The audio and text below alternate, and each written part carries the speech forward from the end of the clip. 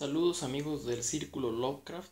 En esta ocasión, para la reunión del círculo que se va a hacer en el mes de marzo, no voy a poder estar presente. Sin embargo, como lo habíamos hecho el año pasado, pues les voy a compartir mis impresiones de los cuentos que se propusieron a través de un video. Se va a quedar por ahí en YouTube, ya saben que lo pueden ver.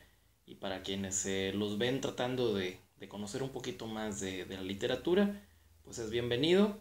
Entonces, pues vamos a comenzar primero dándole la bienvenida al patrocinador de esta sesión. Se trata de la cerveza Chipotle de Obelisco. Una cerveza regiomontana muy interesante porque, como su nombre lo indica, dentro del estilo, pues ellos decidieron incluirle a este stout un toque de chipotle. Y la verdad es que es una cerveza muy interesante que ya había probado. Se las recomiendo. Salud por estos días de asueto en Semana Santa, por el terror y por ustedes.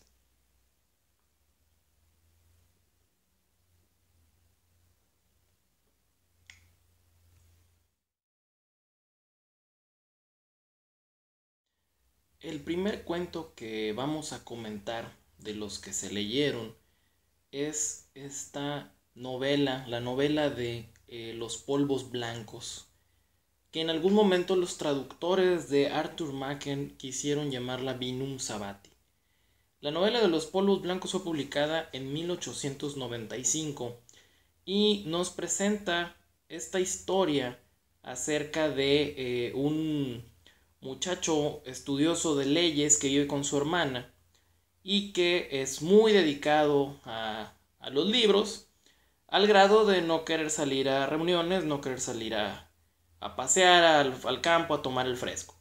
Preocupada por la actitud de su hermano, Francis, la chica le dice, bueno, ¿por qué no ves a un médico que te recete algo?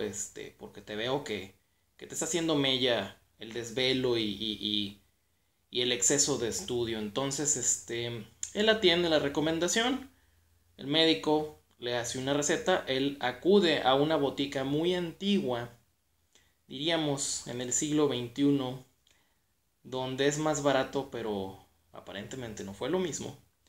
Y le preparan ahí sus, aparentemente, vuelvo a lo mismo, sales de quinina para que se relaje, se tranquilice y bueno, al principio estos polvos blancos diluidos en agua que él bebe 2 veces al día, pues le hacen bien, cambia su actitud, incluso habla con su hermana de la posibilidad de ir de paseo a París. Y sin embargo, conforme va transcurriendo el tiempo, la actitud de este personaje de Francis empieza a volverse cada vez más disipada, empieza a frecuentar la vida nocturna, a juntarse con otros caballeros, empieza a llegar más tarde, empieza a tener una vida que para algunos podría llamarse licenciosa porque inclusive deja de hablar del tema de París, deja de hablar de los planes y eventualmente su hermana encontrará que en el dorso de su mano él tiene una mancha de color negro como si fuera una especie de quemadura de brea. Él posteriormente dice que se lastimó la mano, trae una venda. Ella le dice, bueno, no hay problema, yo te curo. No, está bien, es una venda que yo me hice improvisadamente. Y lo que estaremos descubriendo, como ya se imaginarán, pues es que este cambio que está ocurriendo en el personaje de Francis, pues no se debe más que a los efectos de esta medicina, de estos polvos blancos que está ingiriendo, al grado que él solicita recluirse en su habitación y que le lleven la comida ahí. Sin embargo, al cabo de varios días, la doncella que hace esto se da cuenta que él no está probando bocado. En una de sus visitas a la exterior, la hermana de Francis, quien nos narra la historia, voltea a ver a su casa cuando debe llegar y ve esta figura extraña, ominosa, esta presencia inquietante que aparentemente tiene deformidades. No es algo que quede expresamente descrito porque es un atisbo muy breve que ella tiene. Estamos en el clímax del cuento y no quiero echárselos a perder. Es un cuento que a mí me gustó mucho. Tuve la oportunidad de leerlo en mi primer año estando en Monterrey, hace 10 años. Y Machen promete y cumple. Este es uno de los primeros ejemplos de lo que en el día de hoy conocemos en el género como body horror. Es decir, una novela en la que la transformación del organismo, del cuerpo de un personaje es tan gradual, pero al mismo tiempo tan drástica, que nos lleva a un callejón sin salida de horrores celulares. Una visión al final, en la conclusión de la historia, una visión escalofriante, increíblemente bien redactada, que lo único que nos hace pensar es que Machen era un hombre visionario y no por ello podemos dejar de mencionar que fue una de las grandes influencias de H.P. Lovecraft. Un cuento que, hablando de este tema de medicamentos caducos, bebe también de la famosa novela El Dr. Jekyll y Mr. Hyde de Robert Louis Stevenson, ¿no? Escrita, publicada unos pocos años antes. Entonces, bueno, un cuento que es inquietante, visiones terribles, descripciones de horrores biológicos acertadísimas, que definitivamente consagran a Machen como uno de los grandes autores de terror no fantasmagórico, porque este no es una historia de fantasmas, del siglo XIX. Entonces, bueno, excelente cuento. Para mí, salvo por algún detalle técnico, tal vez le daría un 9, si no el 10. Pero de cualquier manera, un cuento que vale la pena leer. Y pues salud.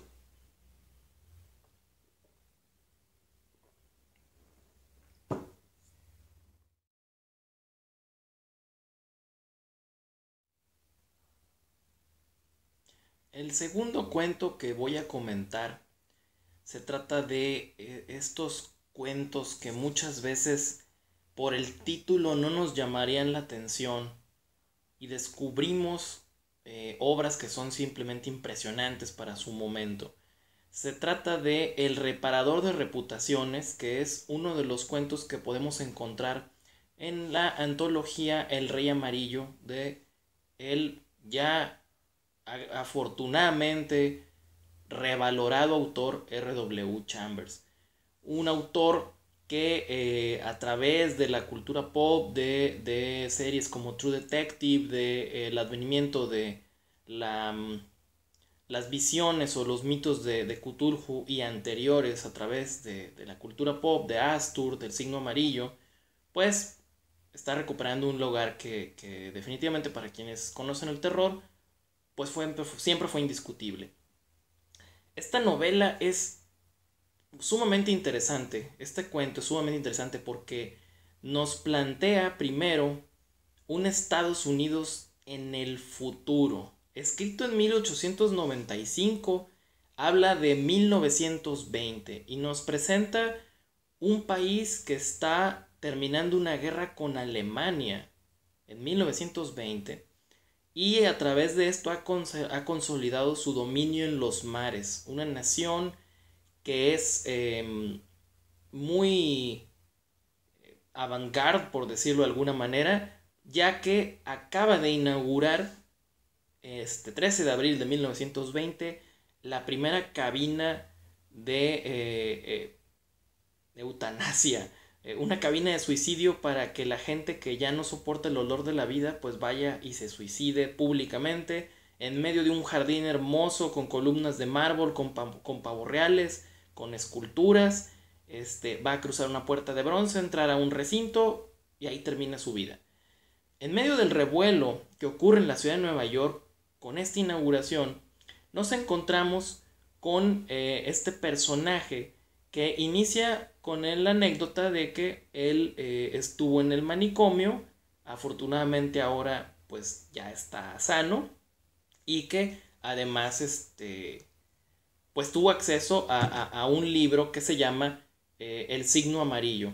La mención del signo amarillo a través del libro verdadero que tiene este nombre, del Rey Amarillo, perdón, es acerca de este libro que si leemos el primer capítulo nos volvemos locos y si leemos el segundo moriremos de la forma más espantosa. Un libro maldito como el Necronomicon, que habla al inicio de esta ciudad misteriosa que está, no sabemos si en otra dimensión, si en otro planeta, si en algún lugar remoto del pasado, que se llama Carcosa. Entonces, bueno, nuestro personaje, Hildred Castaigne, ha podido leer el libro y ha descubierto cosas que el grueso de la gente no sabemos. Entonces, conforme empieza a narrarnos esta visión de este Nueva York, este personaje frecuenta a un hombre apellidado Wilde que tiene digamos, el oficio de ser un reparador de reputaciones. Un hombre que por los estragos de la guerra no tiene orejas, no tiene dedos en una mano, utiliza prótesis de orejas, pero nos dicen que su rostro es amarillento, ¿no? Hepático, a diferencia de sus orejitas de cera que son rositas. Entonces, este hombre tiene una gata que constantemente lo está agrediendo, arañándolo, hiriéndolo, y él aún así vive con ella.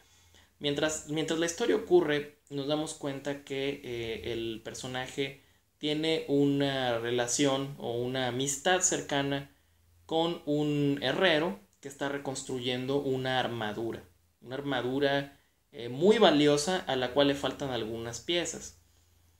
A través de la capacidad de reunir información y manipular gente que tiene Wilde, se sabe que las piezas de la armadura pues están por ahí escondidas en algún lugar de Nueva York, y esto, como una demostración del poder que tiene el reparador de reputaciones, se lo hace saber nuestro personaje principal a el herrero.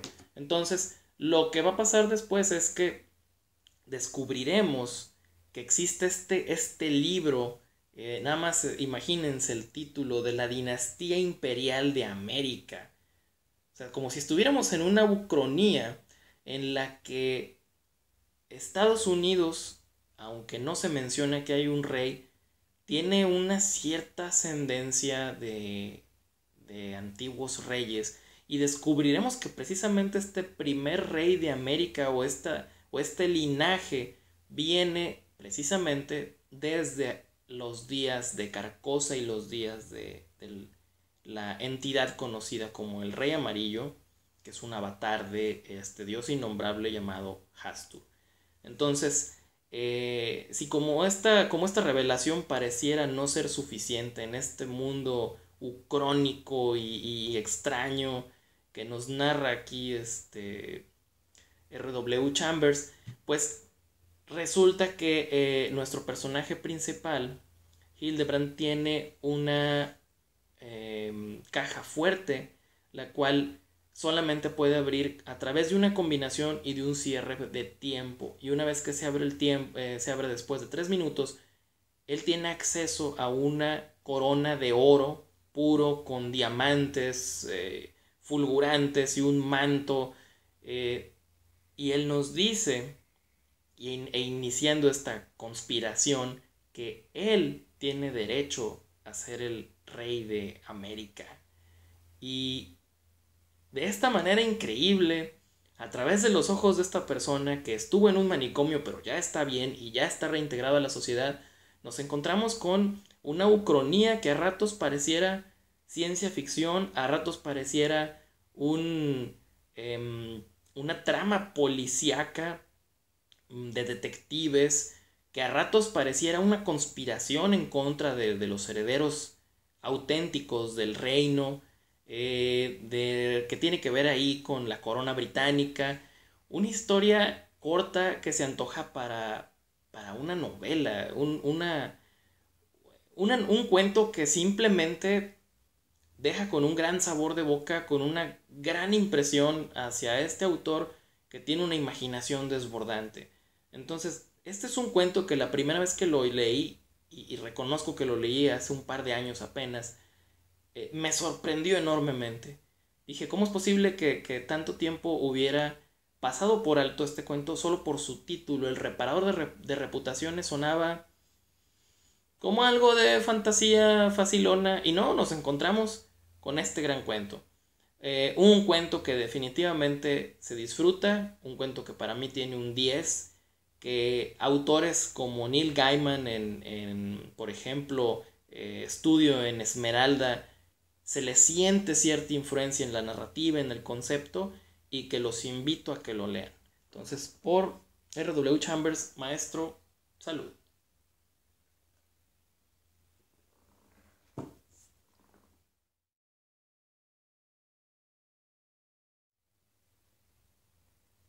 El tercer y último cuento que revisamos en esta ocasión se trata de El ojo invisible, de dos autores franceses que yo honestamente no conocía, Émile Erckmann y Alexandre Chatrain, eh, que es una historia acerca de, ¿qué diremos? De brujería, de crímenes.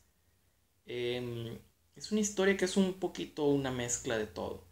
Se trata de este pueblo en el que un pintor vive en una buhardilla y enfrente de donde él vive puede ver que existen dos casas, una enfrente de la otra, que son exactamente iguales hasta el más mínimo detalle. Una de ellas es una posada y en esta posada em, la gente, como era costumbre en esta época, pues iba y pasaba la noche ahí algunas veces, tomaban algo de vino o una comida. Curiosamente, en los días, en los tiempos recientes, cuando se ha hospedado alguien en una habitación verde, resulta que al poco tiempo o al día siguiente o esa misma noche aparecen colgados. Se habla de un estudiante, se habla de un militar, se habla de una persona del campo que simplemente de la nada pues les gustó una reja de hierro que está a unos 3 metros de altura y o más y se colgaron. Entonces, conforme este personaje empieza a observar los ires y venires de la posada, se da cuenta que existe una mujer, una anciana, que él le llama Doña Murciélago, una mujer desagradable, que genera suspicacias en el pueblo, y empieza a espiarla, y empieza esta relación de tratar de averiguar quién es esta mujer y si tuvo algo que ver, porque él percibe una aura muy maligna a través de ella. Entonces, en algún momento, espiando, ya que descubre que puede espiar la calle sin que lo vean desde su guardilla, se da cuenta que en alguna ocasión ella sale de su casa llevando un maniquí que está vestido de la misma manera que el estudiante que se había suicidado en esa habitación.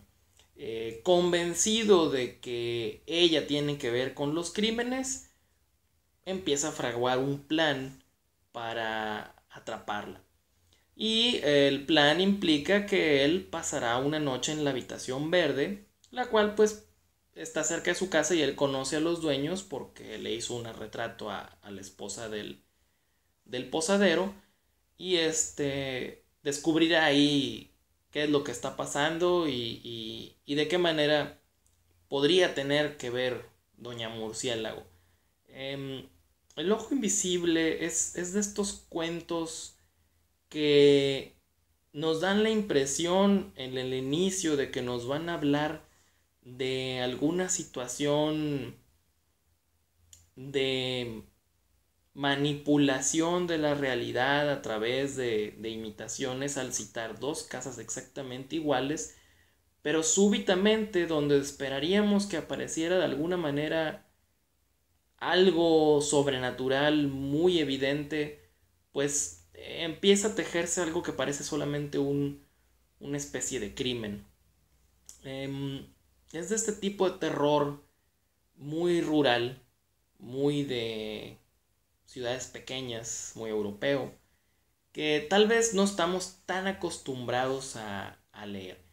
Sin embargo, está bien narrado, es un cuento que entretiene, No conozco más de la obra de estos autores franceses, pero bueno, está narrado como debe de ser. Em, no me terminó de convencer la situación final en el cierre. La explicación, entre comillas, de lo que estaba ocurriendo, pues no me pareció algo tan novedoso.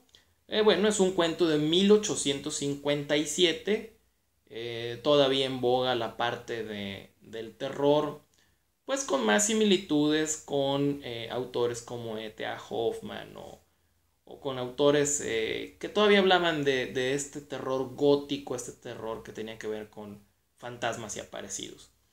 Em, un cuento que para mi gusto no es malo, sin embargo, sí pienso que pudo haber sido mejor o tal vez no fue de mi gusto. El ojo invisible de Emile Erckmann y Alexandre Chatrain, mm, tal vez no fue de mi entero gusto, probablemente para otros sí lo sea. Yo sí le daría este cuento un 7, con la idea de que me gustaría conocer más de estos autores y probablemente de esa forma juzgarlos de una manera más objetiva. Por lo pronto esa es mi calificación. De esta manera me despido. Les mando un gran saludo a todos los amigos del círculo, a la gente que no forma parte de él, pero que ve estos videos. Pues agradecerles por sus comentarios, su interés en este tipo de literatura y invitarlos a que pues por aquí nos sigamos viendo. Por lo pronto, una vez más, salud por el círculo, salud por la gente que gusta de leer y nos vemos en la próxima.